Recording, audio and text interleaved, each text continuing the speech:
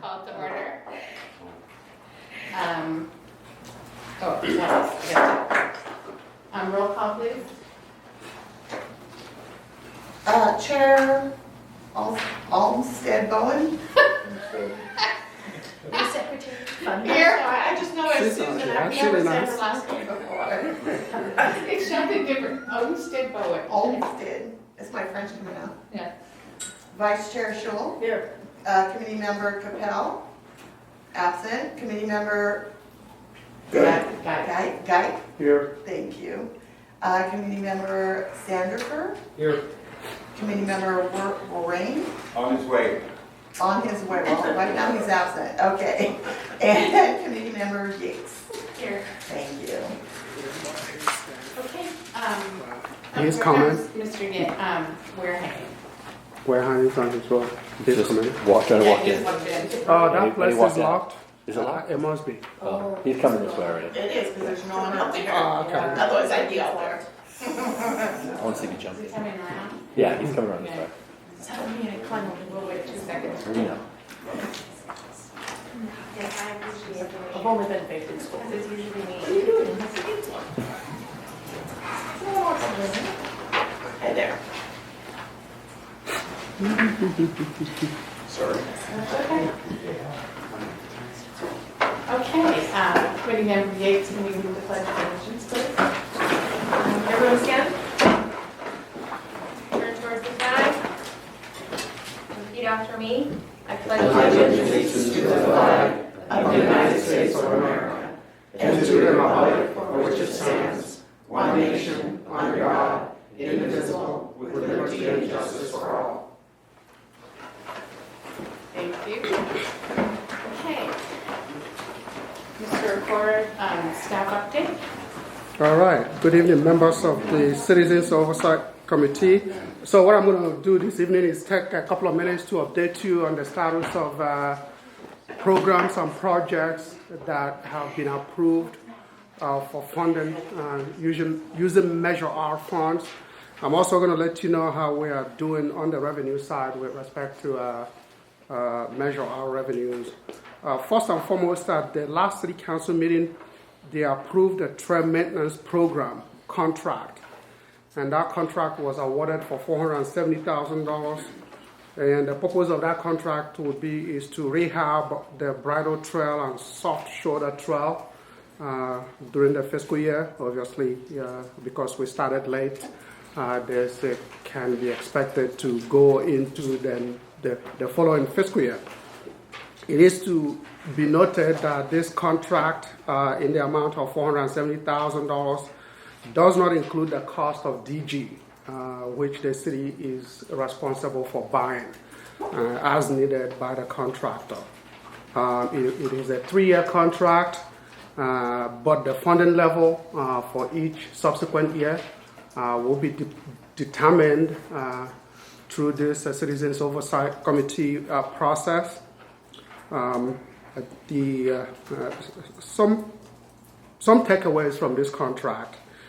This is historic. To me, it demonstrates what communities can do when they get together to solve problems. Historically, the city has never had a consistent trail maintenance program. And now with Measure R, that has become possible. I think, again, from that perspective, I view this as something historic and certainly something very good for Norco and the residents of Norco.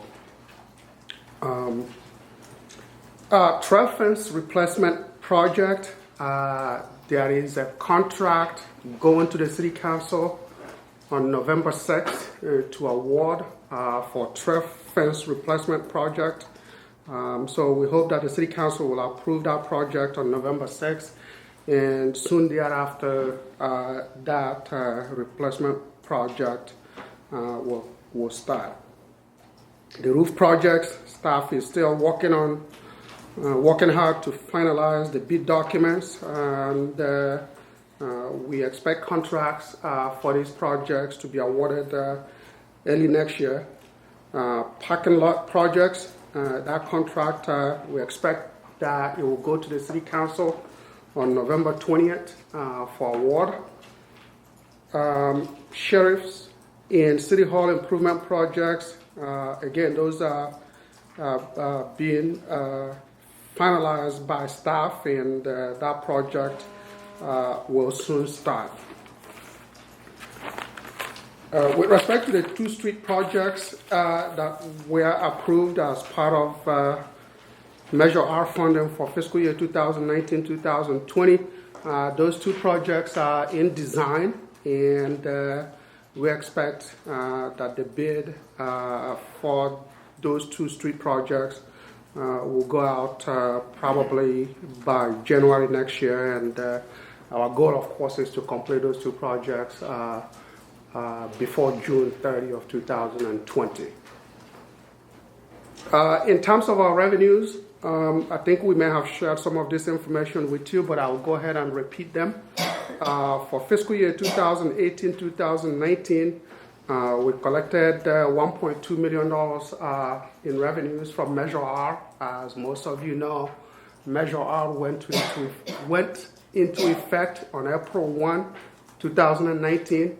So there were 3 months during that fiscal year that the city collected revenues for Measure R, and that total amount was $1.2 million.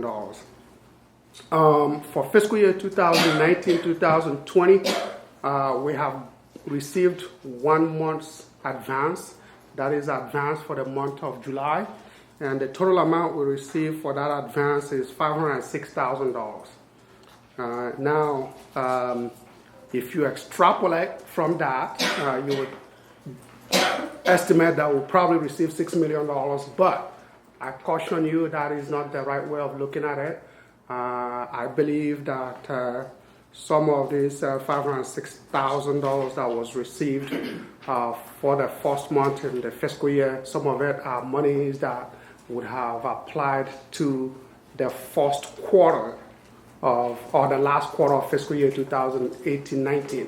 The reason being that as I look into the database, there were retailers that did not report any amount for that first 3 months when the measure was in effect, and I think that is because of delay in implementing this measure. So we'll keep an eye on this, obviously, and by the time we get to early next year, sometime in January or February, we will have a better estimate of what the numbers is going to look like for fiscal year 2019-2020.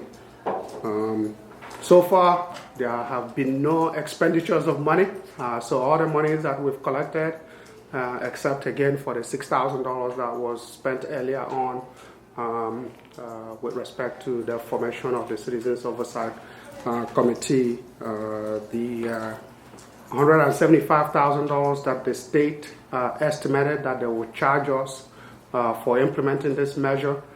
We are yet to receive invoice for that, but knowing the state, somewhere along the line, I'm sure we'll get that invoice.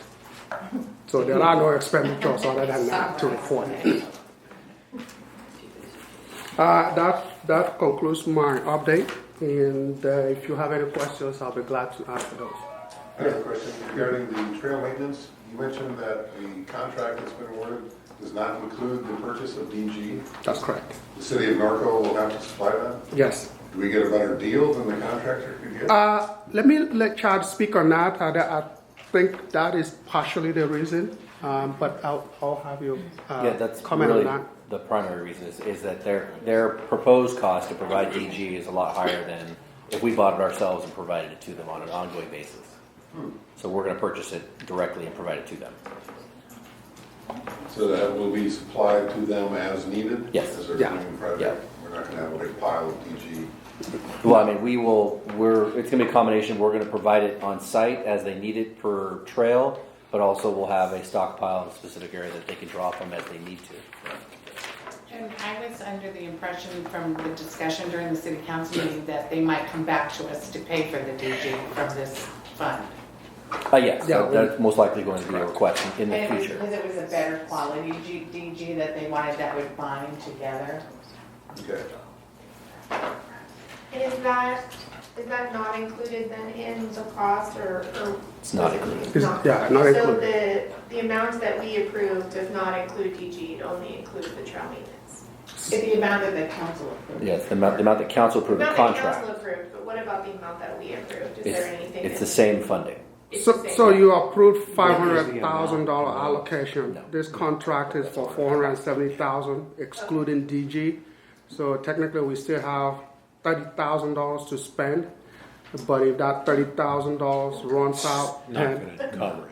yeah, They'll so probably come back to us. yeah, we'll come back Maybe that's with true. some. Yeah. some The reality is, That was the discussion with council, In- because they had several contracts they could have, levels of service they could have selected, and they selected this level of service because, like I said, they wanted the better DG, so. well, let me correct you on that, sorry. Oh. Is, That's why I understood. is we had two contractors, both, and the primary issue why we took the DG out is we had two contractors, and neither really, they were completely guessing how much DG might be required. One was well over $200,000 in DG, another guessed was 50. So no one really knows. But we do know what their unit price is, which is higher certainly than if we bought it ourselves. So it was easy, quick. We'll provide it. It's not a burdensome thing to work with the contractor to provide it when they need it, where they need it. So it's simply a cost-saving effort for us. It's basically going to be gold DG, they call it, and that's what we would purchase as part of the process. The first phase of the 3-year agreement was simply it's a complete rehabilitation of all the trails, whether it's bridle or soft shoulder, and that's what they elected to do. We had other options where they could just do the bridle trails and then just a portion of the soft shoulder trails over 3 years. Council elected to just get all the trails upgraded within a 12-month period.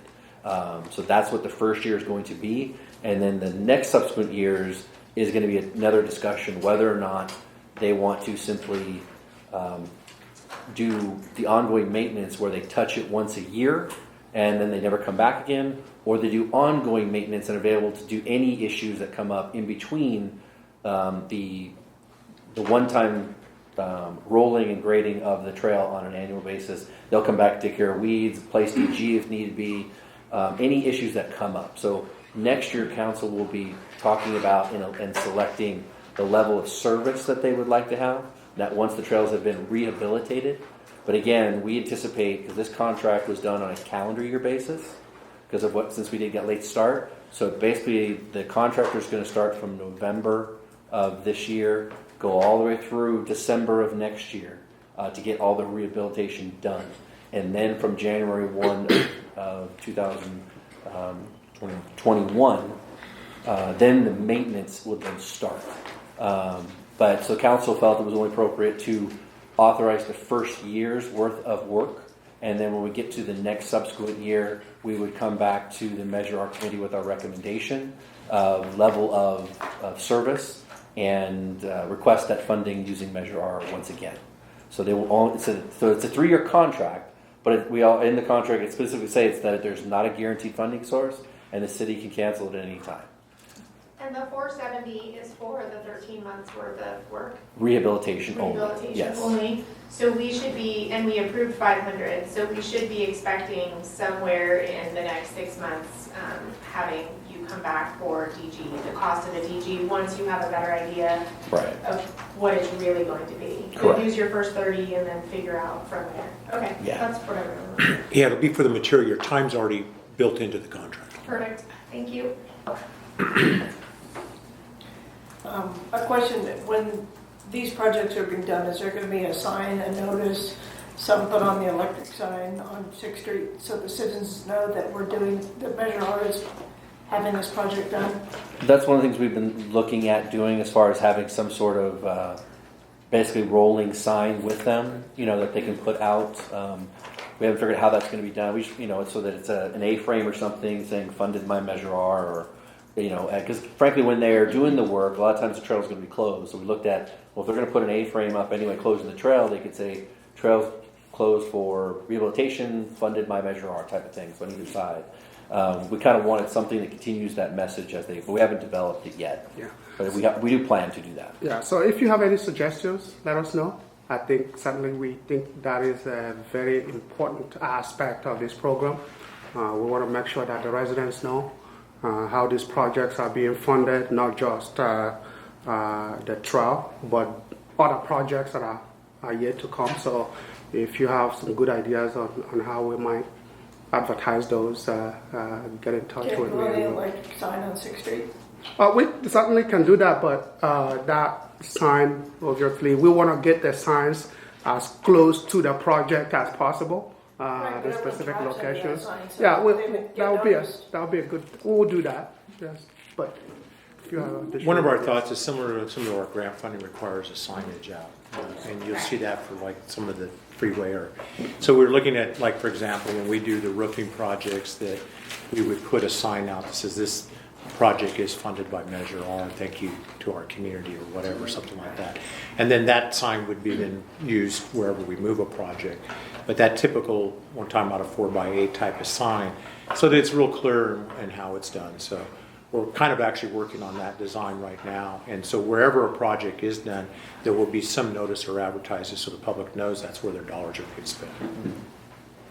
The one's hard on a trail because you get down to here and then you got to move a trail. So I think what Chad's trying to do is find some way of showing that, but it's mobile. So Well, thank you. Okay, so now we're going to move on to our business items. Approval of the minutes of the August 28, 2019 meeting. Do we have any amendments to the minutes?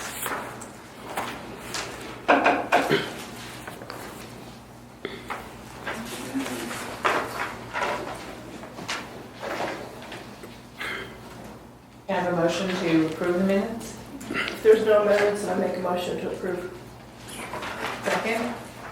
Second. Oh, do you do that? I don't know. I have a motion to All right, roll call for approval of the minutes. Committee members Yates, Aye. Lorraine, Wayne. thank you. Aye. Sandra. Guy. Good. Good. I'm Guy. so sorry. It's okay. Capel. I went through life with I'll abstain. Approval of the minutes. Kelly. Abstain. Abstain. You were here, Okay. Shaw. Aye. And Olmsted Bowen. No, just say Bowen. No. Motion passed 6-1. Oh, no, 6-0-1. Okay, so next item that we're here to discuss is dates for the November and December meetings. And obviously, we don't want to meet the Wednesday, so we would have special meetings. And we don't want to meet the Wednesday before Thanksgiving, like the night Thanksgiving Eve. So we were wondering, would the Tuesday be good? The Tuesday before Thanksgiving? There's no EDAC meeting. So would staff be able to do that, a meeting? Madam Chair, if I could comment on these meetings, as you know, yeah, and I thought you guys sort of discussed this at a couple of meetings ago about the potential for canceling the November, December meetings. At this point, at least from staff's perspective, it's hard for me to envision any items that can, guys help me, that needs to be addressed between now and the end of December. I suppose you could keep it open if there are items that are of importance that needs to come before you. We can request a meeting and survey the members to see what date works best for you. But if there are really no items, then I don't know that we need to have a meeting for the sake of having a meeting. Just staff. Well, input. I mean, the last meeting we had, you specifically said unless we had nothing to talk to or no quorum, we were gonna hold our regular meeting. And that was what the discussion was when we canceled the September meeting. So we feel that, I mean, you're gonna have fencing going to, you're gonna have projects going on, and you're gonna have fencing going to council. You just told us you're gonna have a couple projects going to council in November. So instead of, I mean, I wouldn't be opposed to like canceling one meeting, but I don't want to lose the momentum of the committee. So to be off for 3 months, it to me is a little excessive. And especially since we have stuff that's going on, in my opinion, and we'll be getting more sales tax numbers. So I would propose then maybe picking a December date. Just to clarify though, I don't believe Parks or Public Works has any projects we're going to bring to you between now and next year. Because you've already approved. Yeah, But we're- we're The only one supposed that to- Brian's working on is the roof project still. But if you look at our bylaws, we're supposed to be updated on ongoing projects and look at schedules and look at contracts and look at things and what payments are being made and those kind of things. That's in our bylaws and our duties. So I think that 2 months, 3 months is too much time. There's a lot of stuff going on. And that's okay. I've just be candid from my projects. I will have nothing to update you on because none of them will have functionally started and have any meaningful information to provide. You won't be doing any trail maintenance in the next 2 months? They're going to start hopefully in November, mid-November, but I'm not going to have anything meaningful other than saying they started. The trail fencing replacement, again, it's going to be awarded. It takes you about 30 days to get all the contract, insurance stuff in. December is really not the best month for contractors, so there's unlikely going to be a ton of work done because of the So holiday I period. get the message that you don't want to have a meeting. No, I I'm get just that saying message. that I'm not going to have a lot of material to provide to you. That's the only message I'm providing. But I mean, we're going to be getting sales tax numbers in that time frame. Yeah, again, we Yeah. we can provide that update, but is that significant enough by itself to have a meeting? I suspect early next year, somewhere along the line, that information could also be provided, and by that time we would have had at least maybe additional 2 months of sales tax data. We would have had additional information regarding our water contracts and additional information regarding expenditures that have been made.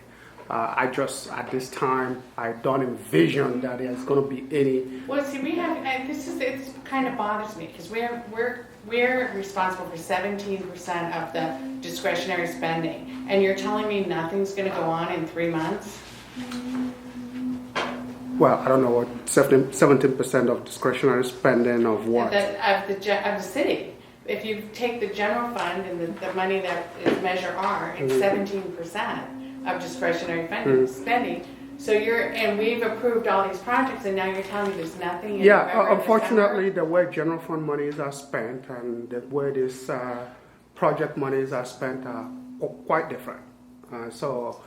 General fund monies are spent on mostly operating items that are ongoing on a day-to-day basis, and No, I therefore understand those that, but numbers do. We have some contracts that are on a day-to-day basis, and that you're going to be, okay.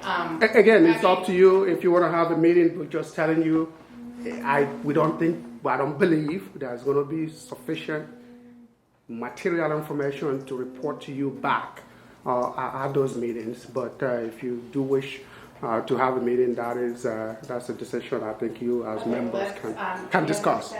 Well, I agree with Chair that we should not go 3 months, 90 days, 90 plus days without having a meeting. So my question is, what is the date in relationship to Christmas for the fourth Wednesday of December? It's actually Christmas. It's Christmas. So I was proposing either the 17th. I wanna do it on or the that day. 19th. Yeah, we have a meeting at Christmas. I mean, the 17th or the 19th is what I was thinking. Which is that Tuesday or Thursday? I know we did meetings pretty often when we first started to catch up and was gone. I don't remember what our thought or our talks was. Were we going to have them every other month? Or No, we were going to have quarterly? them every month. No, I mean once we get going and we've caught up. No, on that's what we everything. decided, every month. In fact, they're scheduled there's their regular meetings. So this would be a special meeting because our regular meeting's on Christmas. So they're scheduled for every fourth Wednesday of the month. So I would propose maybe December 17th. Are you fine? Won't mind. Okay. On the Tuesday. Tuesday, 17th? Yes. So we can go dark in November, but I would prefer to have a meeting in December. I don't want to lose the momentum of the committee. And Instead of Wednesday the 18th, you can move it to Tuesday? Wednesday, the 18th is a council meeting, so we can't have it. Oh, then. it's the 3rd, right, okay, sorry. It's also my birthday. And I have council on the 17th, so I think, you know. If it's December 17th, I wouldn't be here because I have council myself. Does the 19th then work better for? The 19th? Work for everyone then? Yeah, 19th. Takes fine with me. Okay. Yeah, 19th is. Okay, so can we schedule the meeting for the 19th, please? I have to attend council meetings on 1st and 3rd of my city. So you're like us. Yeah, I'm like you. We need a motion, please. Can I have a motion? I'd like to make a motion to have a special meeting of the Measure R Committee on December the 19th. Can you please add dark on November as well in your motion? Yes, and we'll be dark on November, for the November meeting. Thank you. Is that a special meeting or what? Just It changing will be the a date? special meeting, Okay. so that will be limited to just items on the agenda. Because the item changes, the dates changes, is basically. Okay. This is not a regular scheduled date. Make sure you get that. We need a second. Second. Thank you. All right, roll call. Committee members Yates, Aye. Orhane, Aye. Sandifer, Aye. Geig, Aye. Capelli, Aye. Shul, Aye. Olmsted Bowen. Aye. If I say it fast, it comes out right. Motion passed 7-0, thank you. Okay, thank you. And then now we're going to have a staff presentation on the traffic calming discussion.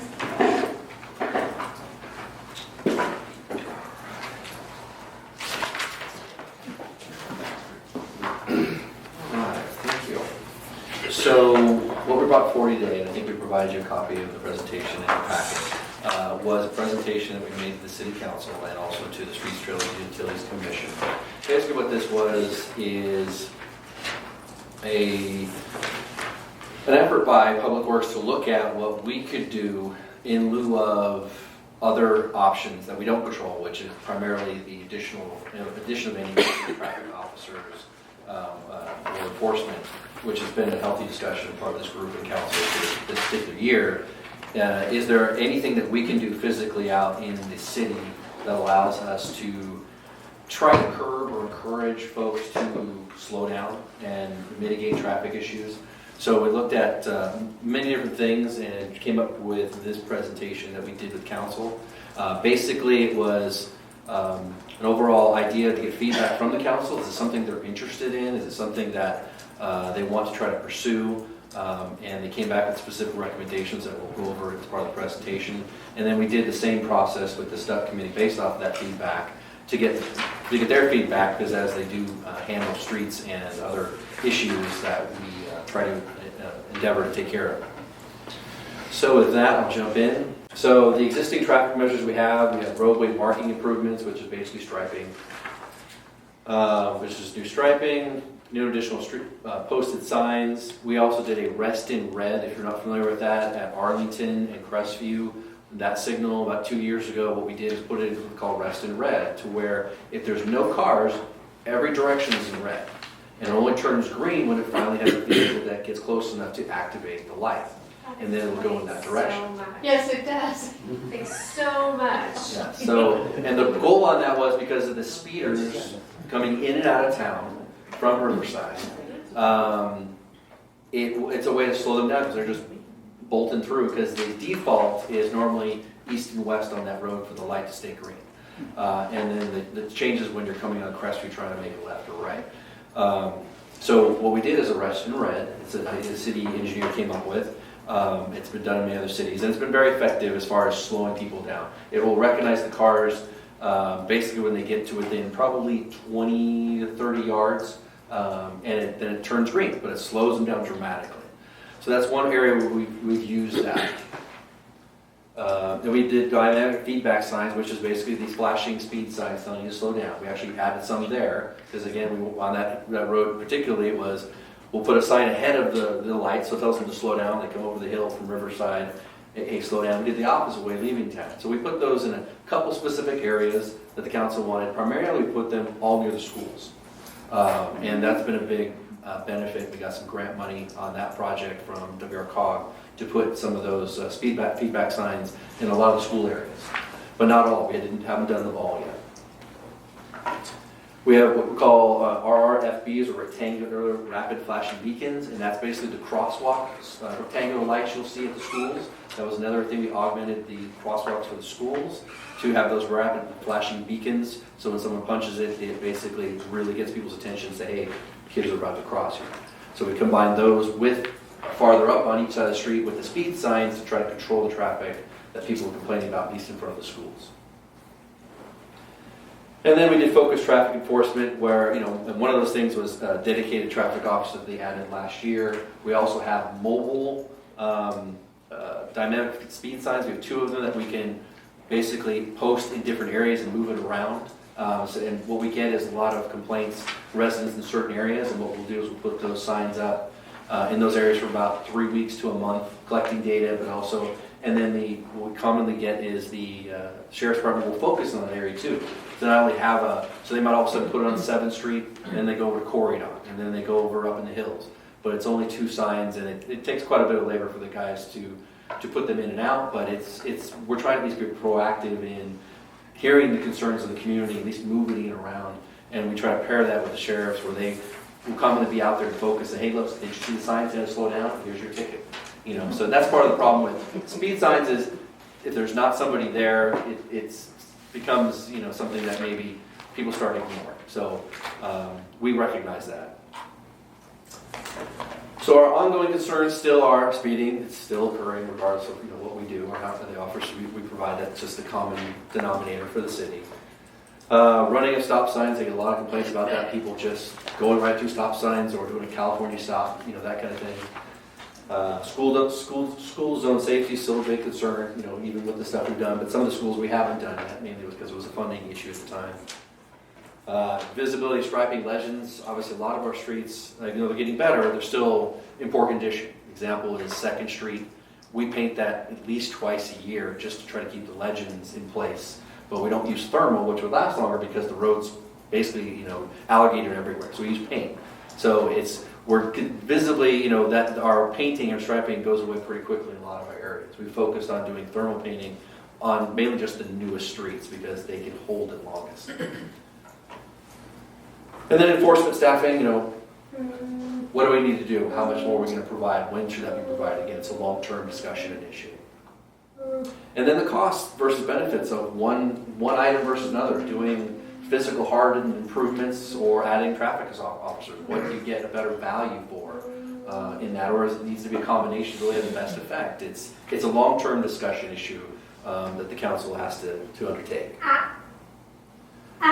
So, but we still want to say, do we do nothing then? We want to look at what additional measures could we do, and it's something that the council in this case also, the Measure R committee, are you interested in maybe doing these extra measures and using Measure R funds to fund these potential additional improvements?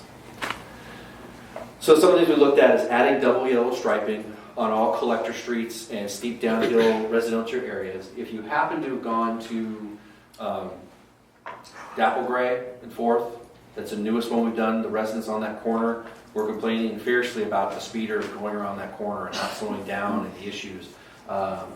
And so one of the things we came up with was, well, let's put double striping. Let's add the little square RPMs. Let's put up additional striping on the road. So it's visually, because we have signs on the side, but let's put striping on the road so they're driving. They see it says slow, 15 miles an hour. That has been very effective. I've had several calls from the residents who live there saying thank you for that.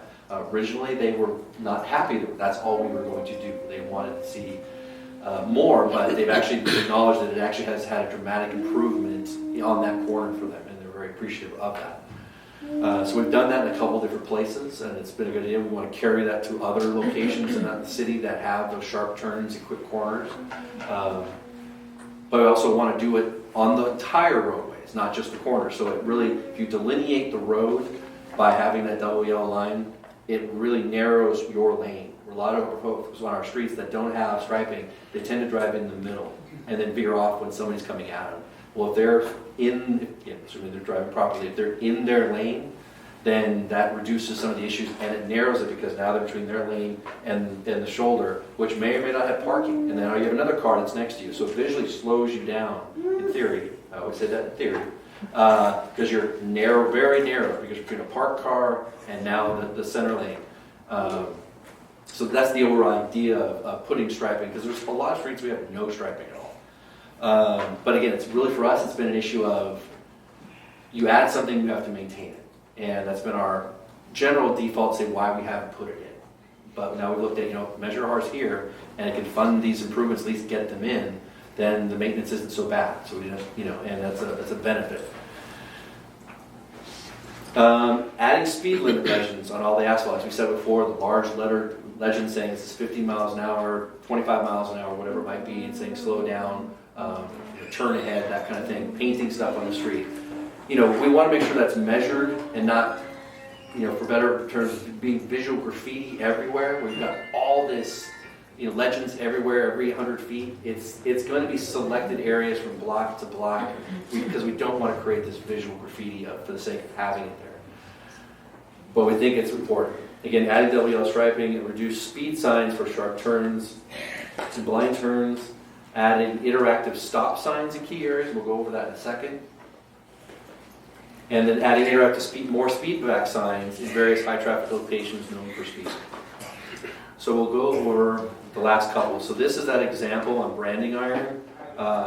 We basically add that double yellow striping in. It was another area that had high complaints. We've had several accidents occur basically near this house here. Fire hydrants hit because people flying, cutting through, and they hit this hydrant a couple times. So it's been a big help to slow people down because it visually lets them know, hey, guess what? The whole road is not yours. Slow down. You've got a turn coming. So we did that. That's been a big improvement.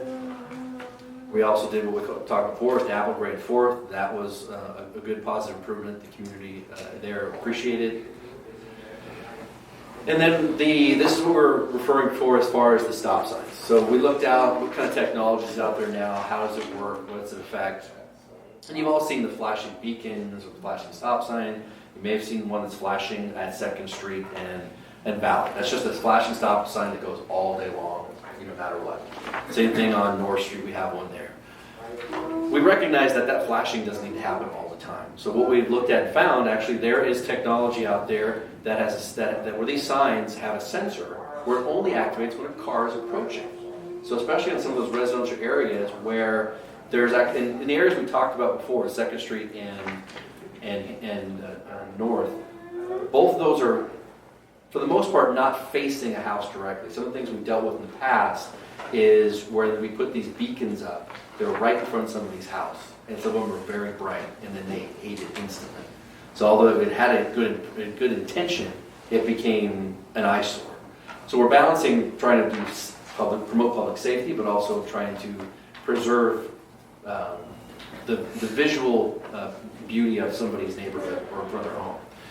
That's a tough thing to do because we're either going to do it or we can't. But we've actually put some of these blinking lights up, and they've been taken right out because the person complained. These give us at least an option where we can put these up in select areas, and again, they will not be on all the time. They're only on when traffic is coming. So it'll sense it, it'll start flashing, saying it, and when the car's gone, it turns off. These are all solar powered, so there's no hardwire for electricity. So they're very efficient. They have a good, decent long-term life, and as far as warranties. So these are things we looked at and looking in key areas, and I'll show you the map in a second, where we think these would be a good improvement to provide. These are not going to be put citywide, every little place. It's just key areas where we know there's folks that blow stop signs because it's maybe a wide road, and stop signs off to the side, it's a dark area, there's no street lights. Just things like that we try to look at what would be helpful. So this is the map we came up with of select areas, a total of about 38 of these different signs. Some of them are directional around corners, some of them are just the stop signs. But there's 38 of them spread around the city. A lot of them are focusing. We have some of our issues on Corridon. You see there's several different areas there because it's a stop and go area going on Corridon north to south. We have some issues on Valley, definitely on Valley, some issues on Valley View. And then up in that area up along River Drive, we have again people going through areas up there, just blowing through stop signs because it's dark. They don't see it because again at nighttime, Norco is dark when you're in the residential areas, especially on this east side of town. So, but again, we can't put them everywhere. We didn't want to put it everywhere because it just becomes overwhelming. So it's our guesstimate and our belief that these would be helpful. But also these are things that at some point we can also move them if we put them in and we want to go someplace else. So it's not a wasted asset. But these are the areas we focused at. And then the radar signs, we have an existing manufacturer now, and they work fine. We found another manufacturer that is actually cheaper, provides more functionality. And one of the biggest things we like, and actually sheriffs like this too when we talked about this program, is that it can flash red and blue interactively when you're speeding. So it will startle you if you've ever seen one of these, that all of a sudden it's flashing red and blue at you, not just the white light that everybody gets used to. It catches your attention. So we like that aspect of it. It's not just a sign that says slow down, etc., but it actually can flash at you. So it's got multiple functions. You can do things. But this is the more recent one that we are promoting and using, but it's actually cheaper than the current one we have now. Also, these would be our current ones that we have installed. We have the ability to connect to them to gather data. All these collect vehicle counts and speeds. Again, and so, but to collect that data, we have to remotely connect to them to get that information. These would all be, if we go through with this program and we buy these in part or as a whole, we would do and purchase the software package that allows it to be in the cloud, and then they would host the information, and we would have a software login that we can view the data, obtain the information, find the key issues, and primarily be a tool for sheriff's department, so they can see and look at wherever these signs are at, where the speeding is occurring, and how often it's going, so they can selectively choose where I'm going to go, and because it's based off of the data, so it'll be available to us. And this is just another load. This is what we like about this particular vendor is that they have a whole house package where when we did our previous signs, we had to get a pole. We actually, for the first ones, we bought the pole. We found a pole we'd have to use, etc. We realized that in the future we need to have a more uniformed, more aesthetic pole. They actually provide the pole. They provide the footing for it. You're just and all the equipment that goes with it is in a package. So you're not having to buy different components from a different vendor. And it's all still cheaper than buying them separately because we've already priced it out. So it's very nice all-in-one kit. We're just basically providing the concrete, digging the hole, providing the concrete, setting it, and then placing the pole. And we would likely hire a contractor to do that. Staff wouldn't spend that time because there's so many of them to do. But having that all together, I'm not having to buy another pole from them and get that manufacturer in and then getting this vendor to bring their other equipment and then having another vendor put it all together. So we like this all in one, and this is why we're promoting this particular vendor. So, and this is where we're looking to place the signs. Again, it's 38 signs, basically, same amount of numbers. This shows where our existing ones are, which is basically the ones in yellow. The ones in red are the ones that we are proposing to put in. The reality is I should say this in the beginning, is that we understand that literally everybody could say you should put it on my street because they're speeding on my road. So this was our best working with the sheriffs to say, where do you think we should place these? Knowing that we can place them everywhere. But the reality is if we went and placed them everywhere, you'd have 100 of these things and it would be an eyesore. Because the question is what becomes too much? What becomes not enough? And it's a guess again, it's an art. So we worked with the sheriffs and looked at these areas where we find key issues where their speeding occurs, where they'd like additional assistance when they're not there to at least promote safety, driving slower, recognizing, share the road. That's the whole purpose of this, is pointing out that you don't have sheriff everywhere. And yes, people may or may not choose to start ignoring things if they're not routinely reminded with an officer who's going to follow. But that's up to the sheriff's department to work with the data they've provided to say, look, we're going to rotate where we're going to be, and make people understand that yes, we're here. It's not just the sign by itself and we're never going to be there. We're going to be part of that process where we rotate around where the signs are, the people recognize, hey, look, the sign told you you were speeding. Here's your ticket. But that's something we'd work with the sheriff on. But these are all the general areas. So I just want to make that caveat, is that I recognize we can put them in so many different places. So project costs. So the interactive signs, 38 of them, purchased with the software is about $165,000. The installation would be about $160,000, and that was initially what I got estimates on if based off of just 2 signs and how much it cost. If we do a larger number of signs at one time, that number drops to about $100,000. But I based the number off that did one at a time. Here's your cost. Well, if I bulk them all together, they said they'd get it down to about $100,000, the vendor I would work with. And basically that's our Siemens rep who manages our street lights and signals. So the interactive stop and directional signs, again, that purchase price is about $110,000. So the installation, again, the same number of signs, poles, was $160,000. Again, that would probably drop significantly, probably about $100,000. Rectangular wrapped flashing beacons, we only need 2 more for one of the crosswalks at one of the schools. So that's basically $5,000 to purchase them and about $5,000 for our time and materials to put them in. We can put those in. And then the striping and legends, again, we're estimating about $75,000 to begin that process and see how much we can get done at least in this first year, if that was the full amount that we used. And we may not use it all, it just depends on how much it's going to cost from our existing. We have an existing striping vendor that has a unit price that we have locked in, so it's just a matter of going to them and saying, here's the amount of striping we want, where, and we get the best and lowest unit price already because it's already locked in. So we'll see how much we are actually going to get done with if we use that potential amount of money. So to follow up with that, and it's not part of this presentation here, is I just kept the exact presentation I made to both the City Council and the Streets, Trails, and Utilities Commission, is what Council, in their discussion, liked the idea. They liked the idea of adding more fixed improvements that help promote safety.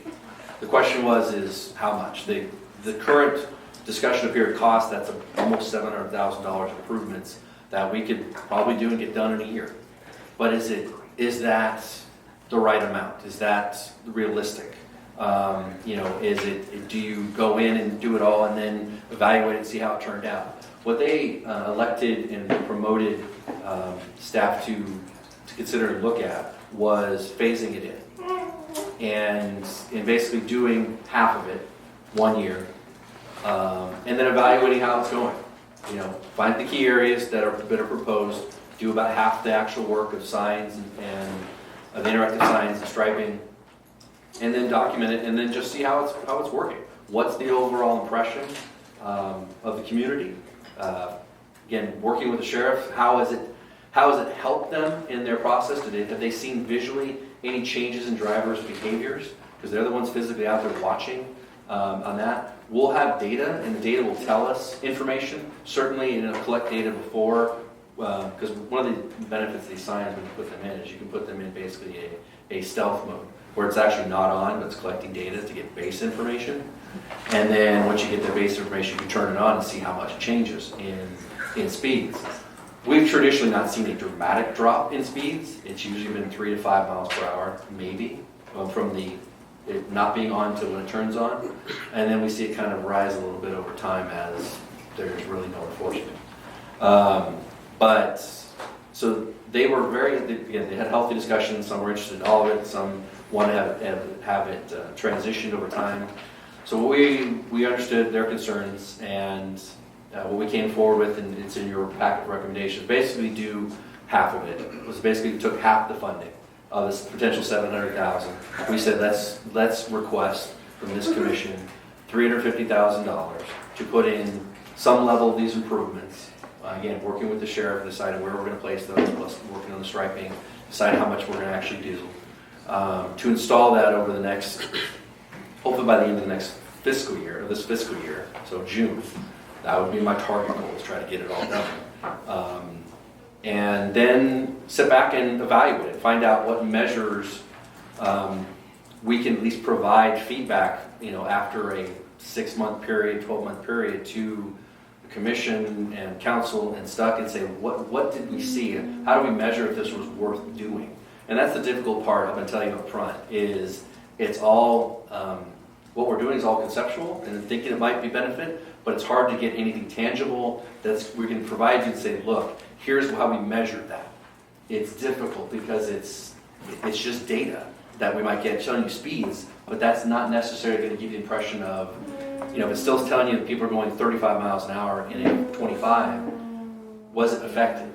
But isn't there a state law when you have data that if everyone's going 35, you have to raise the speed limit to 35? No, that's a different discussion. Okay. This is not. I just want to make sure. Yeah, these are not engineered traffic studies, where you do your traffic counts, which we're actually doing right now. Keep in mind, and you're not obligated to raise them just because it's 30 people are going 35 or 40. You're not obligated to raise them to that level, and that's the new speed. It's, again, council's, I speak to them, but I would generally say they're not about to put any street that's a residential is 25, anything above 25. If anything, they would love to go lower. And that's more difficult. And when you're trying to lower the speed of a street, when by default in residential areas it's 25, by state code. If that was the case, Second Street would be 75. Exactly. So, again, and I want to make sure. Traffic survey law, I know there. Yeah. The traffic survey law is that if you have 85% of the people are doing 35, you have to post it within 5 miles per hour of 35. Is what the survey, if it's surveyed. If it's surveyed. Oh, okay. If it's surveyed. And so this wouldn't qualify as surveyed. Right, and for us. Okay, that's what I wanted to make sure. Yeah, and for us, that's it. Again, it'd be, we don't normally survey the residential streets. We don't have to. So they're by default 25. We're mainly surveying the arterials and collectors and their speed, because they're coming 35 or 40, 45. That's the ones we're mainly focusing on. So you're not going to get. The cut-throughs. Yeah, all the cut-through traffic. So I just again, do want to create bigger problems. yeah. So again, I want to make sure you understand the data that would be collected is informational for staff and mainly sheriff. It's not to give tickets. It's not to indicate that anything for legal purposes in court.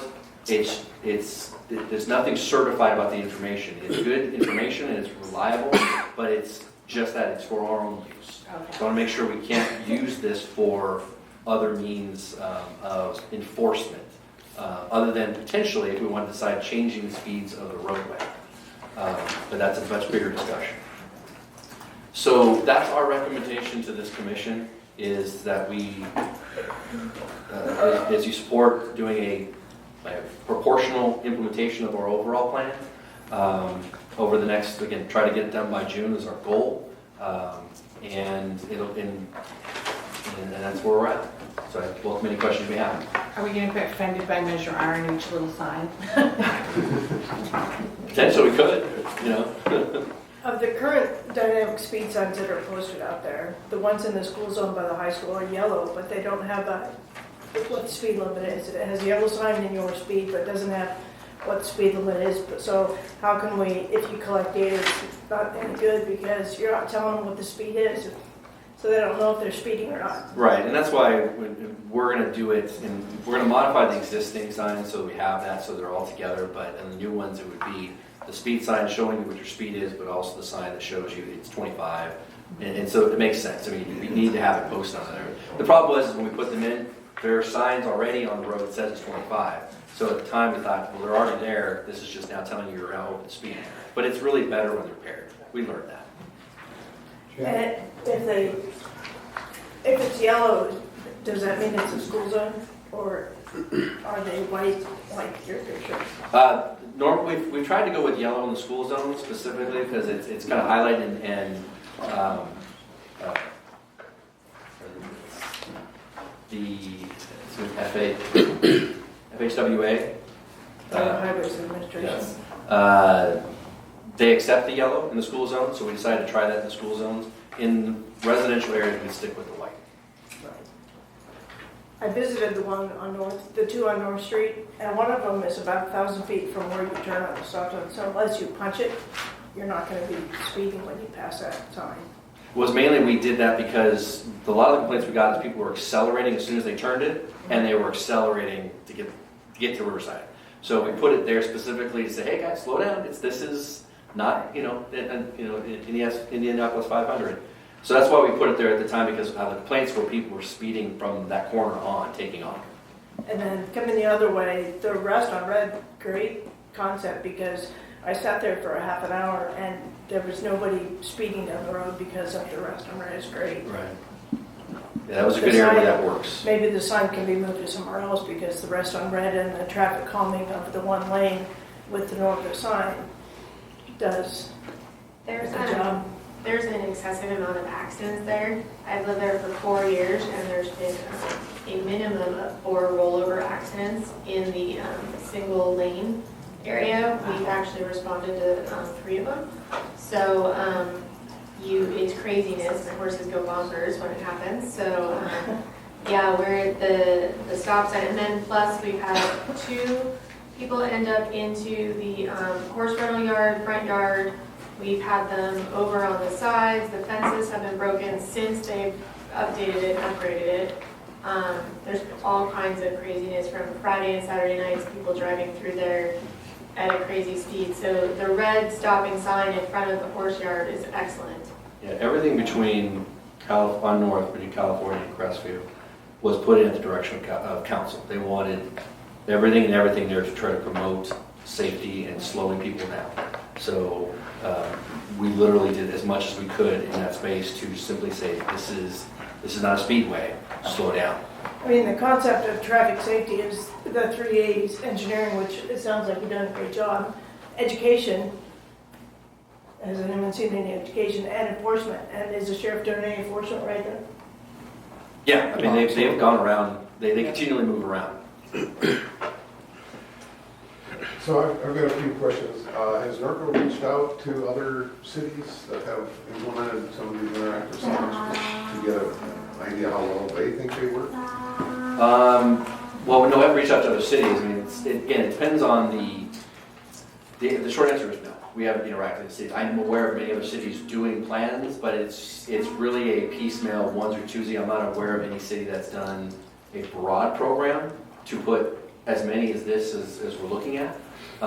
It's really just looking at, but again, every city's different based off of their resources and the number of officers they may have for traffic control. We're just different. And even if I reached out to them, it's not an apples comparison. Just knowing our city and what our resources are, this was just my effort to say, in lieu of being able to do an officer now, does something like this, even in the long term, because something is there for years, make sense or not? And it's a philosophical question. Whether we do it or not is okay. It's simply, I at least wanted you to try to be proactive in offering ideas, and then allowing the folks that make the decisions decide if they want to fund those, because again, they cost money. And that's where I'm at with this. Okay. You mentioned, I believe, about relocating some of the signs. They don't seem to be working here, or there's another spot that could benefit. But if they're poured in concrete, set in concrete, how do you relocate them? You coordinate them and relocate them. Okay. Yeah. Leave the post? So you pull it out. Yeah, everything would get removed. Because we just do a new foundation. Not yet. So you're just removing the existing foundation. The pole is still usable and good, you're just putting a new foundation. Yeah, okay. Yep. So with the signs that you've seen or that we have, or do you see any vandalism or theft? I mean, because I can see somebody saying, boy, that sure looks. We've had, not on the feedback signs, we've actually had several flashing stop signs stolen. And that was because when we did it, we initially did it on a 2-inch square Telspar, and they just come in and cut it. And so we realized pretty quickly we need to change our post. So it was life lessons as far as that goes. Now we really want to go to, on all these new infrastructure, we really want to go to what they call a 1A or 1B pole, which is a very robust, the normal poles you would see that you can't come in and cut. You need to hit it with your car to try to get something. Plus they're higher and out of reach. So that's why we want to say, if we're going to do it, let's at least try to make it aesthetically as nice as we can, but also as secured as we can, because we don't want to deal with this issue where people are stealing them. But we found that the issue of theft is really because we put an inadequate product out there. Okay. Well, I like the idea of relocating, because I think something like that, the people that use that street every day get used to it, or the people that use it maybe once a week, they get used to it and it loses its impact. So it's there for a couple months, and then it's gone. People say, well, I remember that sign used to be here, and now it's 4 blocks away. Well, there's a difference there. I want to make sure I clarify that. When I meant that we could potentially relocate something that we put in permanently, that's if we felt it wasn't having an impact, and it would go someplace else or would be permanently put in place. Having what we have is we currently have 2 signs that we put in with temporary brackets and a 2-inch Telspar post, and we put it in location for about 3 weeks, and then we move it again. That's a different discussion. A lot more labor is involved in doing that, and if you're talking about doing that with this many signs, that is a tremendous amount of work for my team to try to do, even if they're doing it every 2 months. It's a lot of relocating. Again, those signs would have to be 2-inch Telspars, which are potential theft items. They're for breakaway posts, so that, again, traffic-wise, they hit them, they will not cause more damage to a vehicle by it. And so it wouldn't be on a permanent post, foundation. So there's a difference in there. So if we're ever looking at trying to do a program where they're moving, then that would be a whole different discussion that I would definitely pare down the number of signs dramatically. So if we just wanted to do that, maybe I would say 6 signs, 2 in each direction for maybe 3 streets at a time that we could probably handle moving around, but nothing to the degree of this many. But I want to reference that if we found one that we permanently put in, wasn't having an impact, we could always move it to another location, permanently put it someplace else. We're not, because it's not a pole that's set into the ground it's 6 feet down that you basically got to buy a new pole. It's all above ground on a footing, so it's easy to relocate. Yeah, my concern when I initially read the agenda, the item on the agenda, was the issue about the data as far as, how you go about proving that, first of all, does this work at all? There must be, from what you said, there must be, tons of data out there that other companies have collected in other cities. And you mentioned something about the speed limit, or the speed that was going, the speeders that went through there, that would decrease by, I think you said 3 to 5 miles an hour, and then gradually that would, tail off. Is that something that somebody reported, or is that something that our present signs have reported? Yeah, that's something we have seen. So we initially, especially on these mobile signs that we put up to even today, we basically set the pole and it's in dark mode, in ghost mode, where it's not actually flashing or anything. So people assume it's not active, but it's actually recording information, number of vehicles, and speeds. So we do that for about a 2-week period to have base information. And then we turn it on for about 3 weeks. And then, so we have that data, it'll show before and after what the average speed was, and then what the speeds were after it was started. You initially, if you look at it, you'll see the speeds drop by 3 to 5 miles an hour shortly after you turn it on. But by the end of the 3-week period, it's pretty much gone back to its regular average before and after. So that's what the data tells us. Overall, when you talk to any manufacturers that are selling this type of stuff, is they all say it can have an impact, but it depends on what you pair it with. An item by itself isn't guaranteeing you any improvement in reducing speeders. What we talk about is, are you striping the road? In addition to, so you're narrowing it. Have you put any legends on the road? Do you also have the signage up? So it's really a combination of efforts that try to give you the biggest picture that we want you to slow down. Recognize the speed limits. Or again, like I pointed out before, if there's officer enforcement that helps periodically remind people, you saw a sign, even though we're not there last month, we're here, and here's your ticket now. And we'll be back in a couple months again, and we'll be happy to be here again, we'll give you another ticket. But they have to rotate their services like that. So really, we looked at these improvements as just an augment of trying to provide the sheriffs and the city overall, the ability to communicate. We want you to slow down. Short of that, doing nothing, there's no communication to slow down. So it's do nothing potentially, and does that help anybody? Or does this at least provide a visual message, sign, stop sign, striping, that we want to encourage people to go slower in our city? We can't stop drivers from doing what they're going to do. But we also could say, no, we tried. We did this, we did that, etc. And that could lead to the discussion of, look, we've put these improvements in, and we haven't seen an appreciable change. We need the physical body out there, i.e. an officer, to enforce that this needs to happen. And so again, one could lead to the other, but it doesn't mean it's a wasted effort. It's just, you now have potentially 38 speed signs and 38 stop signs spread around the city, trying to be a passive enforcement officer, in a better way to place that, because that one officer can't be everywhere. Even if you had another officer, those two guys can't be everywhere, or ladies can't be everywhere. So I'm not sure how this, and I don't want to give any grandiose ideas that this is going to be the catch-all and it's going to do wonderful things. I don't know what it's going to do, but I do know that doing nothing isn't going to solve anything either. I still get people call me and complain about it. We provide those calls to the sheriff, and then they will try to do focused enforcement for a little bit of time on that street. This is me just trying to say, look, there is options out there. It's a question, if we want to spend the money to do them, is it worthwhile? Do we feel as a community that it's something we want to do? If not, it's okay. But at least I can say, as the director, I have put those ideas forth. At this time, we're not going to do them. Or if we are, then it's my job to put them in as best as possible and in the best locations possible. Do these new signs have the ability to go dark like that? Oh, yes. And you plan on doing that so that you can compare the... Yeah, for every one of these, we would go dark. On the feedback signs, not these stop signs, obviously. We would do that. And make sure the stop signs and the directional signs, they don't record the speeds. It's just a sensor that says, hey, a car is approaching, now start flashing. But on the speed signs, yes, they will all collect data. We will all try to get base information once they're placed about what the speeds are, so we at least understand here's where they were, and here's the information after they've been turned on. Chad, I have a couple questions. Thank you. Go for it. Thank you for the presentation. Thank you for trying to find other ways to help out with this problem.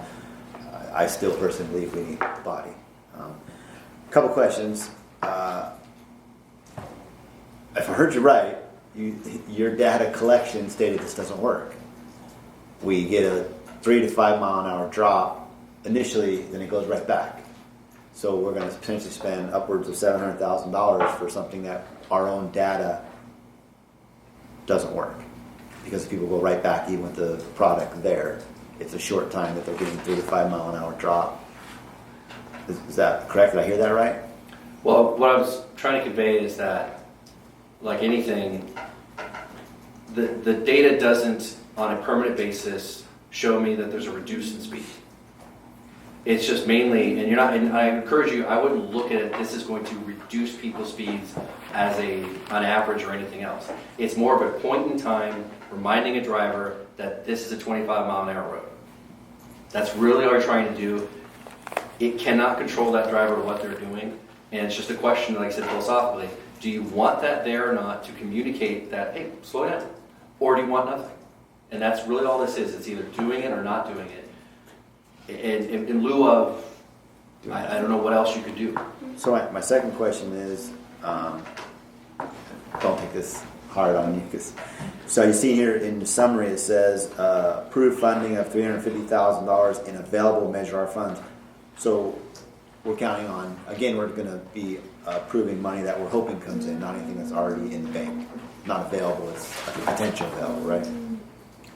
Because we've What already I'm saying allocated is- a lot of money for other projects, so that statement is, No, what we're saying is simply that of the projected money that Projected, would come in, okay. we have not allocated that full amount. So we're simply saying of the unallocated amount that's been held back, by the commission, we would like to request $350,000 of that to begin this program. Well, one thing I like is that fact that you have data, so you know where people are speeding and you can send the cops out there. I mean, so it gives you the data you need to position the traffic officers where they need to be. Slow it down there and then you'll see speeding up over here. I mean, I like the data aspect of it, personally.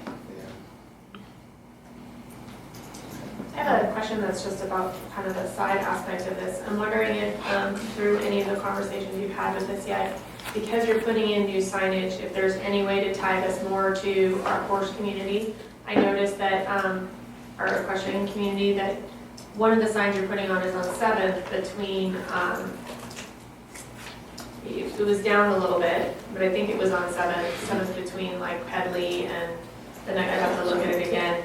That area is horrible for people blowing through and right, because horses are going through there, going from 6th Street back down to the riverbed.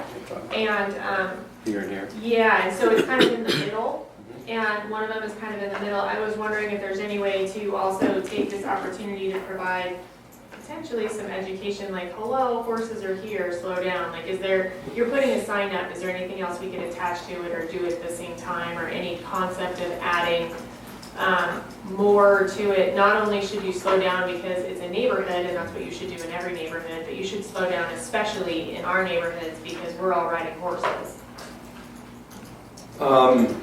I guess the answer I would provide is, I wouldn't recommend any additional signage on a feedback sign as is, because you're gonna have So the we speed. have So you're some gonna have other the entry tracking the speed, the fixed sign itself for the speed, and then the solar on top of that. In regards to promoting, again, that this is clearly the entire city's horse community. Yes. Realistically, it's putting in signs to that effort really would need to be put in everywhere, which is not necessarily a bad thing. It's just, it has not been a program for that yet to do that. Again, if we want to put in signs where they're literally block to block throughout the city, again, that's a positive thing, in my opinion. It's just a matter of choosing to do that, and does that provide any visual incentive to people in addition or despite of not doing any of this? So again, we can add signs anywhere, because again, we already have sparse signs that say no parking in the trail, and then you can add a sign in the same ones with the horse showing it's equestrian. So we can certainly do that. We've just not focused on that because it doesn't, in our opinion, provide a visual deterrent to anything. And again, it's just, we've been focused on stuff like this that says, hey, pay attention type of stuff. Where the signs you see that are static like that, they just get lost in the shuffle of all the other things, the trees and things that are there. These are saying, hey, this is this and that. It doesn't mean we couldn't. There might be a. Didn't you say you could customize the message? Yes. I'm just wondering if, as we move forward, there's going to be a lot of discussion, a lot of data, a lot of analysis, a lot of stuff coming forward. If you could at least add this to the thought of, if you're going to do a sign program, you're also going to be assessing, I'm sure before this, you assessed how many signs already existed on that street, or there, you've presented before in other presentations about having too much signage is a good idea. I'm not advocating that we have signs everywhere by any means, just that because you're going to be focusing your attention on an analysis of signs, potentially focusing on adding some kind of component that's special for us here. We're such a unique neighborhood here in Southern California to have something that also brings the equestrian part in it if we're going to do a sign program. It doesn't necessarily have to be in the first phase, but at least consider adding it to the conversation and keeping in the back of your mind that potentially you could be doing.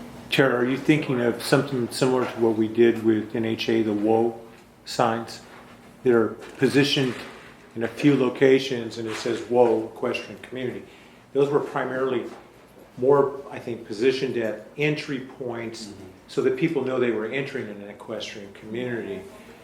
I guess we could build upon that as part of the conversation. And at least add it into the conversation for this, because it's another part of it. It's not just about your speed, because everybody else's neighborhood doesn't want anyone speeding through their neighborhood either. It's usually the cone with, drive like your kids live here. Well, I want them to drive like their horses. Their kids are on their horses in our community. And then they would drive like we all do, which is much slower because we know what's happening, not like the people who actually increase their speed as they're going past you on a very loud motorcycle.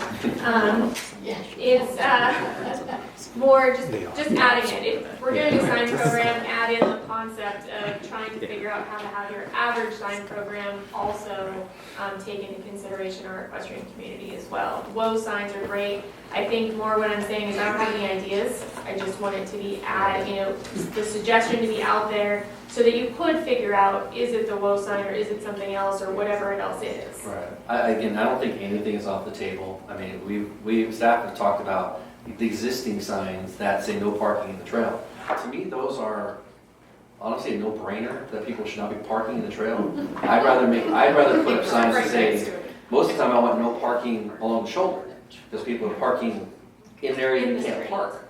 Yeah. So it's changed and it confuses people because they think there's no parking, because they read it's no parking there, but so it's nothing's off the table ever.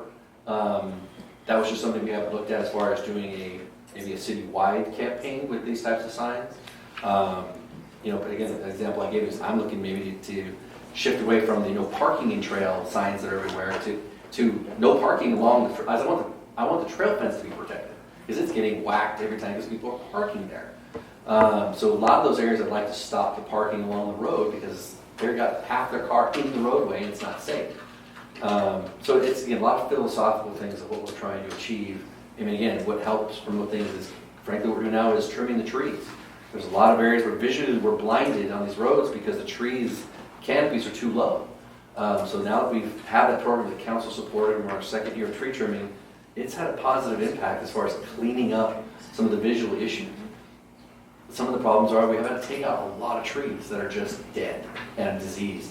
And so we're looking at, what can we do as a program to bring back trees into some of these trail areas? How can we accomplish that without the tree being in the trail? And how we can do that, because a lot of trees we're moving right now are in the trail, and then it's leaving a barren, open space for the trail system. So we looked at, hey, what if we take all the trees out, we push the trail fencing in a couple feet, then you can have trees in the parkway. To me, that's a good thing. And also the right tree. Yeah, but having those trees there, and again, if they're trimmed right, the right tree, that's a visual impediment because it actually narrows the roadway. So that, again, nothing is off the table, and I'm encouraged to have any constructive ideas. I just can't tell you whether it would do anything overall, just like I couldn't guarantee Mr. Capelli that these signs are going to do anything overall. But it's a question of, do we do nothing or something? Committee member Guy, did you have a question? Yeah, Sorry. a couple questions, I think. Well, I look at running stop signs, being one of the major issues, and I think everyone in this room has probably witnessed it quite a bit. Now, the interactive stop signs, is that just a lighted stop sign? Yes. Now, has staff explored the possibility of the cameras? I know several cities have used them and they've had mixed reviews. But is that something that has been? We have not gone to that route mainly because in our discussions, I know the cost is. It's the cost, it's administrative overhead again, and there's never been a discussion about doing traffic enforcement through cameras. Mm-hmm. Be candid, some of these actually come with cameras where they take pictures, but you just wouldn't use them for enforcement. Mm-hmm. You could, if you wanted to, in theory, you could have the sheriff take those pictures, find the person who was there, send them a nice little letter saying, hey, you were observed going 65 in our 25-mile residential zone. But now that's a big burden for them to go through and pick when to do stuff. So, but if you're collecting but if you were collecting data, I mean, it seems that you'll have good feedback on speeding with the interactive speeding or speed signs. But are you saying that some of these interactive stop signs would take a picture? I mean, would it? Not the stop signs, the feedback signs. Yeah, okay. Yes, the feedback signs, there are some agencies that do have a camera they can mount on top and collect pictures. But the point, I guess the point is if you wanted to, and I think that in law enforcement, that kind of feedback is very effective because you can identify problem areas, but how would you identify problem areas with stop signs if in fact you're only going to rely on citizens calling up and saying, I saw 20 people run the stop sign on 5th and Corridor. So, again, it is, remember, this is a whole house complement of ideas. Right. So, what we focus on, and this is where we again, I could do this in tons of different areas, but these are the key areas that we're aware of for complaints, but also sheriff's aware of where they have common issues with people running stop signs, or California stopping through them. I'm sure everyone can point to different areas that happen to you here and there, but these are the higher trafficked areas that we focus on, where they're out of the way, and people are just blowing through them and they could still blow through them because there's nobody there. I'm going to say that. Doesn't mean they're stopping. But again, it's more of saying, we do nothing or something. For example, on Valley, from Crestview all the way down to Norco Hills Road, completely dark, non-striped, and people fly down that curve area, and because they go right in the middle. And again, it's very dangerous, especially when you come around a corner, someone's coming the opposite way, it's dangerous. And it potentially can be a liability for the city because we didn't delineate the roadway. So one of those improvements on here is adding the interactive sign saying curve turn, but also double yellow striping it down the middle, so that if something does occur, again, where was that car, that vehicle, when there was an accident? Were they on the other side of the road or not? How do you document that? Again, just all we can think of is how would we try to promote public safety? Did you visually try to, and this is again just talking about striping, did you try to delineate the road in any way? If not, why not? It's downhill road, it's a collector, why wouldn't you have striping there? It's a dangerous scenario, plus if there's turns. So we're focusing on those areas if we're going to do striping. And again, it's just a matter of, is it going to stop people from going across and driving in the middle? No.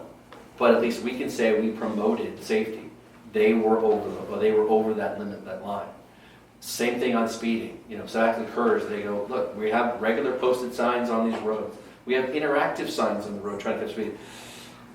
They got an accident because they were exceeding the speed limit and it occurred. Is that, he said, everybody wants to sue somebody else and it's their fault.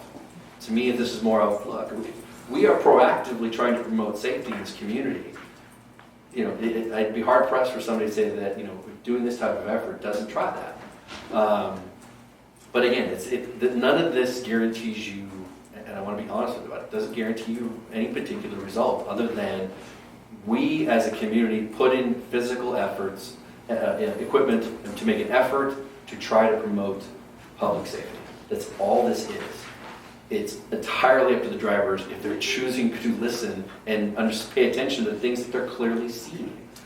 Whether it's the striping in the middle, the legends on the road that they see that they're driving over, it says 25, all the way down the road they're going, the interactive speed sign. Again, I can't fix, the comments say stupid, I can't fix that. People will do what they do. But, for me, it's just trying to decide, are we spending good money for something that on its face is a positive thing?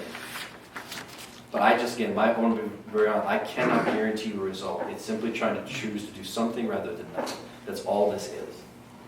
Well, it'd be great to be able to put cameras on those interactive speed signs, have them take a picture of the offender, and then automatically post it on social media. People do that anyway. They're probably all Riverside. So do we even cards on this matter? No. No? Wait.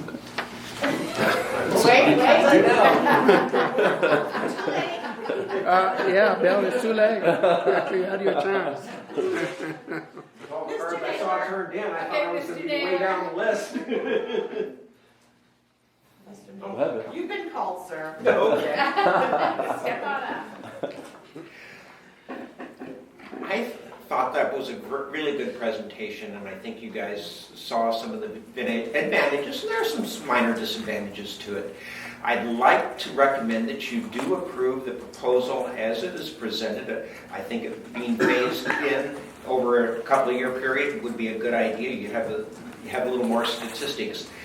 Chad did mention the one thing that I have had experience with when I was working for another city, because the city seemed to get sued periodically for things that really, in my opinion, should not have ever been sued for, like Chad was mentioning about, well, you didn't have a line delineator down the center, so of course they were, it happens.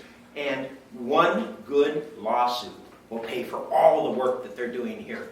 So it would just be a smart thing to do to prevent, or help prevent that. It's never going to totally stop it, but it would help prevent it. Thank you. Thank you. Do we have any more discussion? Well, I have a question for Chad. Is there presently any funding for painting, striping, putting paint on the streets? Yeah, our current budget has $70,000 for the miscellaneous striping that I need to do throughout the city. The existing legends, stop bars, existing striping that's there. This is really adding all new for this funding. So the funding that I have now is already dedicated to something for the existing maintenance. Something to maintain or For the what's already there. Yeah, for what's already here. This would be putting all new stuff in that doesn't currently exist. Any other comments, questions? Does the city have a dedicated traffic engineer, or are you the traffic engineer? We have a city engineer. City engineer. Yeah, who's Does a the traffic city engineer. engineer work on this as Mhm. far as what it is? Because this is just one component, and phasing in and component, or phasing in is a great idea, because maybe we can get some education or some enforcement to go along with it to make it more effective. Right. Yeah, we definitely do a lot of outreach, promoting this program, what we're doing and why, and et cetera. And I think it's always positive to remind people. Sorry, with the phasing in, are you literally just taking every single item and just cutting it in half? Or are you intending more signs, less striping?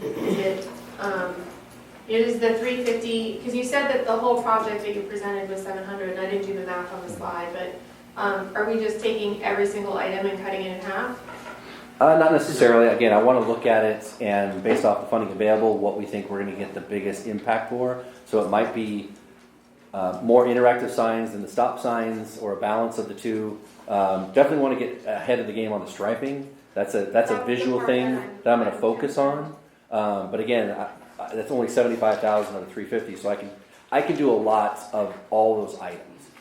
It's just realistically assume about half of the signage for sure. But my focus is to at least get the striping portion really underway and augmented as part of this first process. I just wasn't sure if you were doing all signs and no stripe, like if that's how it was, or if we can ensure that there is at least, because to me the striping is a big part of it.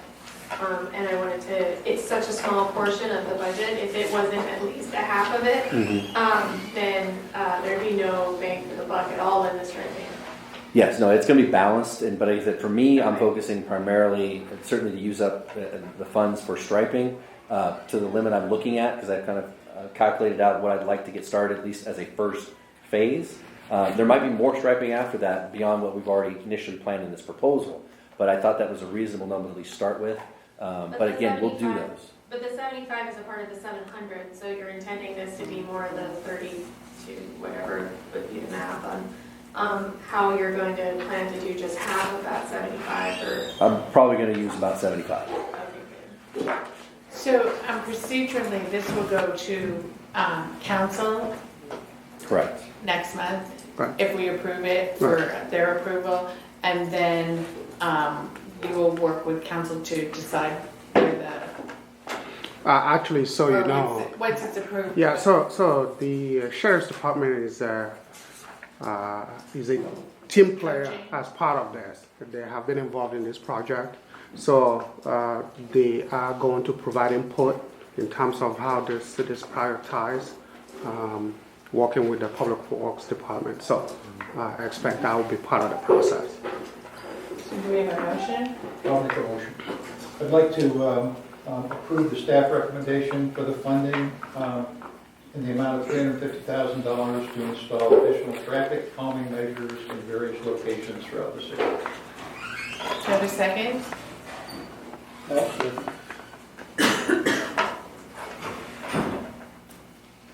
Okay, so the motion and second is to, I guess, partially fund the 350.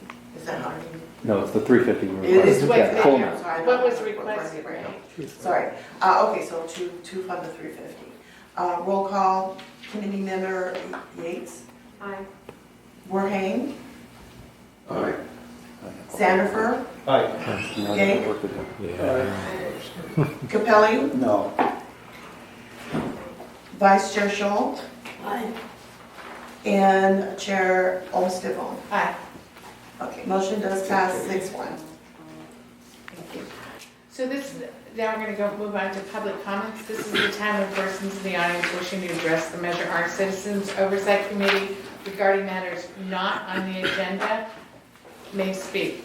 Please complete the speaker card in the back of the room and present it to the city clerk so that you may be recognized.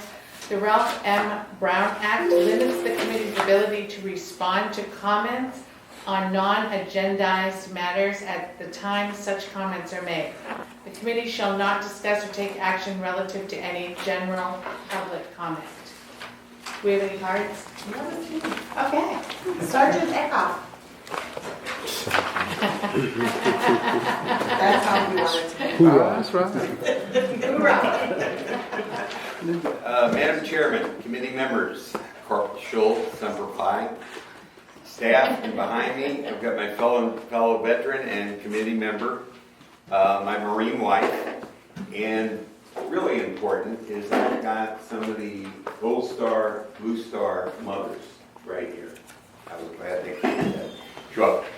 My name is Larry Eckhoff. I'm on the Veterans Committee. I would like you to consider allocating funds for maintenance and improvements to the Giardia Ingles Memorial. The memorial is definitely a part of the park system. More than that, this is a huge part of the legacy of Norco. I'm sure that you all know Norco has always honored our military. 6th Street is striped red, white, and blue. Banners of veterans can be seen all up and down 6th Street. Through the events we hold at the memorial, we not only honor the veterans and their families, but we teach a new generation how we honor the flag, our veterans, and our country. If you've been to the memorial and attended one of our events, you already know how great it is. What you might not know is, believe it or not, we aren't even half done. So if you've seen that memorial, imagine twice as big, twice as fantastic. The future of this memorial is huge. For a small example of what we do, I'd like to tell a short story of a friend of mine. I have a neighbor for 25 years across the street, was in the Army in Vietnam. We were talking one day and he asked me if he could wear medals on his hat like I do. And I said, if you've earned them, you can wear them. I said, what do you got? And he said the normal ones, good conduct, national service, Vietnam ribbon, Bronze Star. And I said, well, hold on. Bronze Star? He said, yeah, we took a wrong turn and they shot at us and we shot at them, and you know how it goes. Well, I don't, but you know, this is what he tells. But what happened after that, up until this point, I've known him for 25 years. Now he's got problems associated with the Vietnam War. And he had never gone to our events, even though I asked him, and I asked gently, because some people aren't ready. Fast forward now, he wears the hat, he wears his medals. He has a ribbon about this big on the back of his jacket. I asked him to be part of the 5-minute salute at our last Memorial Day ceremony that I run. And he said, I'd love to do it, but I don't want to miss 1 minute of the ceremony. And this story can be repeated for different circumstances all throughout this town. This is how important this memorial is to Norco. It's part of our legacy. And in closing, it costs money to maintain and improve the memorial, and I'd like you to consider granting money for one of the most important sites and a big part of its legacy. Thank you. Thank you. Oh yeah. Buy a brick.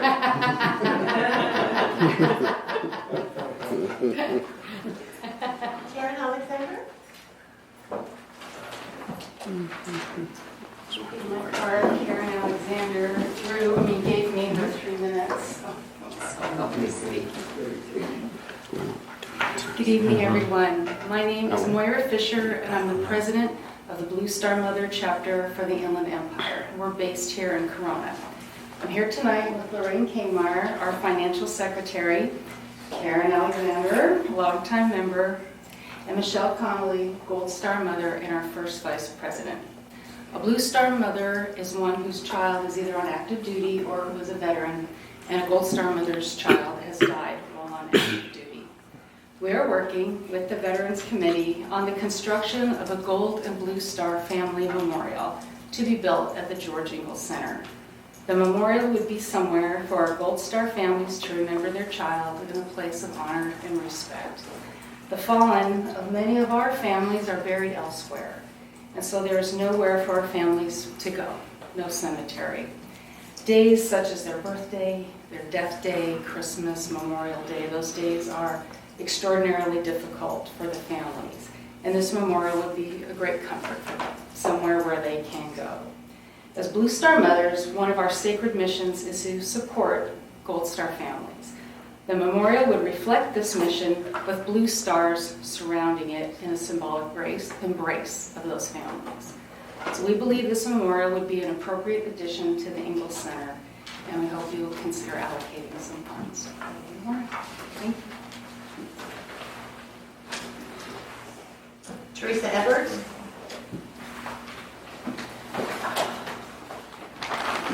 Again, as a retired Navy veteran, I would urge you to provide the funds for the moving Gold Star homes. I'm just here real briefly first I want to thank Alan for coming to the Norco Fair exhibit we had. He was the only one that showed up, so maybe next time we'll get some more people. I want to remind everybody that I'm with the Historic Preservation Commission, and I am pushing for our funding at the Heritage Room. I brought a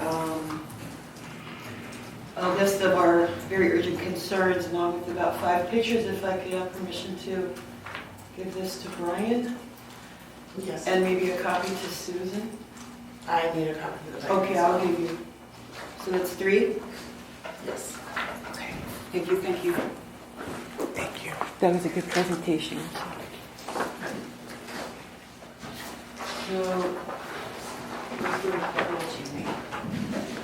So just real quickly, this is a list of our most urgent requests, and I took some pictures at work to show you just real quickly. It's the restroom. The furnace is a big concern because it's really old and dirty, and we're worried about it being a fire hazard. The ceiling has water stains, and the popcorn is peeling off. So we don't know if we had the roof inspected there lately, but we'd really like to be included in a roof inspection because all of our historical archives are directly under where these stains are. Then we also have a project that we're doing we're trying to turn the old kitchen into a storage space because we desperately need more storage space, and we want to put some shelving in there. There are specific types of shelving, specific measures for certain size archival boxes and everything. And we figured if we could take out some of those old cabinets and that disgusting refrigerator and stuff, we can put 2 more sets of shelving in there. So that's just really all I have. And I was wondering, maybe we could put this on the agenda for the next meeting, and maybe it can come up and go to council in January. Thank you. Vicky Albanos? Question before I start. The trail maintenance contract that you guys just did, what does that entail really, besides the compacting it? That would be a question for staff. You could ask us What does directly. that actually that entail? And Should then I'll have come tell you up why on I'm that, here. the first item. This is public comments now, This is public comments. and this is for items not on the agenda. Okay, well, this is why I'm here. Because you guys entered into a contract, $470,000, I guess, for trail maintenance. My husband noticed that it was approved when he went to pay our water bill. He called the city and he asked if it's going to be applying to us. I live in an LMD with our CDS. And we were told it does not apply to the LMDs. So I am here, you indicated earlier, this is a historic agreement. This is good for the residents of Norco. We are residents of Norco. I just happen to live in an LMD where we get charged also for maintenance. So I'm here asking, does this apply to us? Because my husband specifically called and he told me the name, Mr. Blaze, that this Measure R that we voted for, that's for all of Norco, does not apply to us. So that's why I'm here, because I'm tired of people telling us that we're not actually part of Norco. We moved here for the Norco. And every time they have a meeting, they say, no, it doesn't apply to you. You guys pay dues, and because you don't collect enough, we're not going to take care of your area. We've got letters that said if the dues aren't raised, nothing applies to you. Your trees are going to die.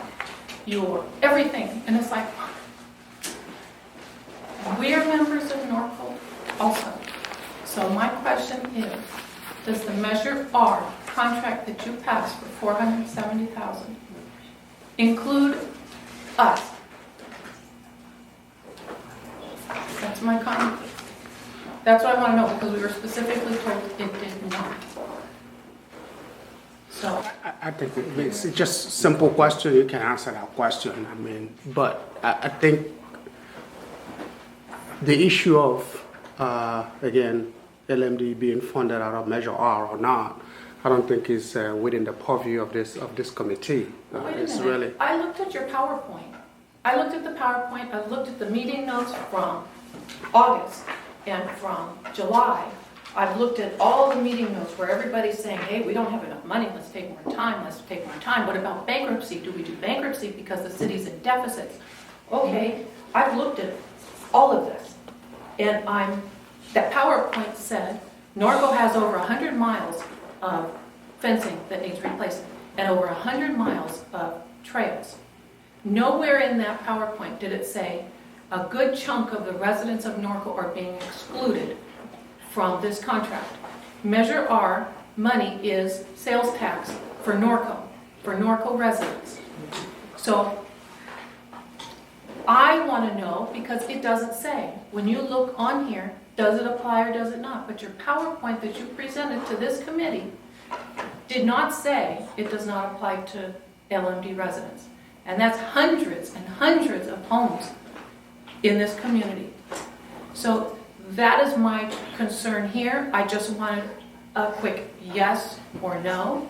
I apologize. Sometimes Engle makes a little bit of noise, so I apologize for waiting throughout this and having the added noise. But this is what I'm trying. I want a straight answer, because your present PowerPoint didn't say that. We can't find it anywhere on there. When my husband specifically called and spoke with you, Mr. Blaze, you indicated it does not apply. So I want to know, why does it not apply? If this is it, was the committee members aware of this? Oh, I'm done, sir.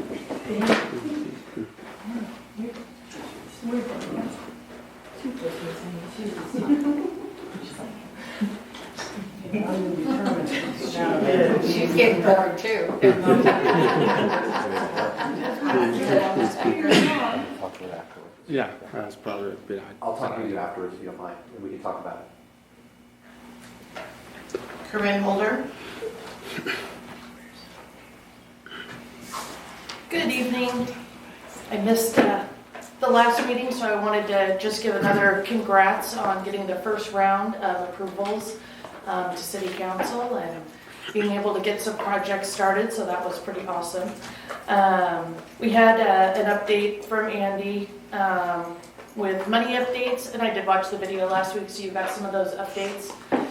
And as Andy stated, I've said it before, be conservative. We have some time. So just because the numbers look good one month doesn't mean the end of the year we're going to have a lot more money than was originally projected. So we want to just continue to look at projects, get some things started. They take time to get, plans back and all of that good stuff. So I just want you to be, continuing to take your time and really give everything your perspective and give it some good thought. On education for projects and whatnot, I still love the idea of the mayor doing videos. And it's a great way to get some information out on social media, even to street stuff, projects going on, having whoever, because I won't be Robin for much longer, but the next mayor going out and showing what projects are going on, maybe what signage looks like that people can be aware of to look for, that kind of stuff. And it's a really easy way for us to push those projects out on social media, help people be aware that those are going on. And it's always just a good bump for us, and it makes education a little bit easier. So even if this other project goes forward with the traffic calming, that's another one. Hey, look what's going to come out there, and it makes it really easy for people to be able to promote that and puts a friendly face to it when we're coming out saying, hey, this is the reason why we're doing it, and this is how it's getting funded, and makes it easier for us to promote. So great job on getting some projects started. Really good. Yeah. Thank you, Corinne. Yep. That's it. Okay. So do we have items for future agendas at this time? Items for future agendas at this time? That is at the request of you, Okay. but at this point, yeah. Updates, I believe, is our main thing. Okay. Do I just adjourn now? That's right. Yes. We're done.